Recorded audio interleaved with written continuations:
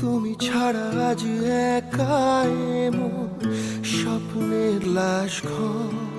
শোকে পাথর রাহুলের প্রেমিকা রুকমা রয়। হ্যাঁ ভিউয়ার্স, কাঁদতে কাঁদতে শেষবারের মতো প্রেমিককে শেষ দেখা দেখতে ছুটেছিলেন রুকমা রায়।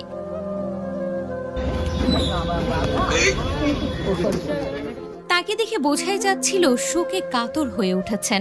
তার চোখে মুখে স্পষ্ট ফুটে উঠেছে শোকের ছায়া, যেন শোকে পাথর হয়ে গিয়েছেন রুকমা রয়। টলিউডে সকলেই জানতেন এক সময় রুকমা রয় এবং রাহুলের প্রেমের সম্পর্ক গড়ে উঠেছিল।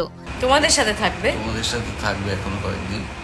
তো আমাদের সাথে তারা নাকি গোপনেও বিয়ে করেছিলেন বলে গুঞ্জন শোনা গিয়েছিল সে সময়। রাহুলের মৃত্যুর খবর পেয়ে কান্নায় ভেঙে পড়েন রুকমা রয়। তড়িঘড়ি রাতেই ছুটে আসেন রাহুলকে শেষ দেখা দেখতে। আমি এখন প্রোগ্রাম করে ফিরছি, আমি তাড়াতাড়ি বাড়ি পৌঁছতে পারলে বাঁচি। খুবই টেনশন হচ্ছে আমার। রাহুলের ময়না তদন্ত শেষ হলে শেষ বিদায় জানাতে দেখা যায় রুকমা রায়কে।